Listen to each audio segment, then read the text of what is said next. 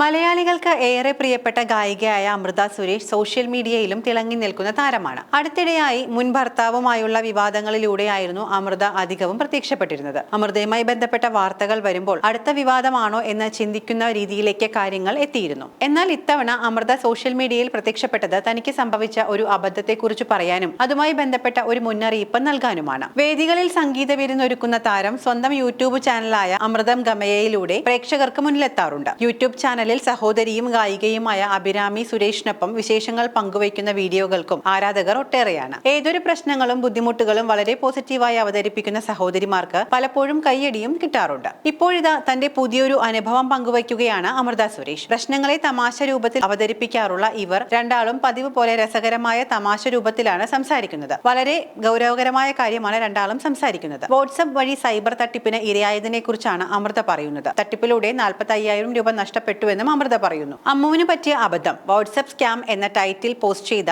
വീഡിയോയിൽ അമൃതയ്ക്കൊപ്പം സഹോദരി അഭിരാമിയും ഉണ്ടായിരുന്നു. എനിക്ക് ബിന്ദു എന്നൊരു കസിൻ സിസ്റ്റർ ഉണ്ട്. ഒരു ദിവസം ഞാൻ സ്റ്റുഡിയോയിൽ ഇരിക്കുമ്പോൾ വാട്സ്ആപ്പിൽ ബിന്ദു ചേച്ചിയുടെ ഒരു മെസ്സേജ് വന്നു. 45,000 രൂപ അത്യാവശ്യമായി വേണമെന്നും സ്വന്തം UPIക്ക് എന്തോ പ്രശ്നമുള്ളതിനാൽ മറ്റൊരു അക്കൗണ്ടിലേക്ക് ഇടണമെന്നുമാണ് പറഞ്ഞത്. ഇന്ന് EMI എടുക്കുന്ന ദിവസമാണ് എന്ന് പറഞ്ഞപ്പോൾ 1 മണിക്കൂർ കൊണ്ട് തിരിച്ചു തരാമെന്നും പറഞ്ഞു ചേച്ചി മെസ്സേജ് അയച്ചു. അപ്പോൾ തന്നെ 45,000 രൂപ അയച്ചു കൊടുത്തു.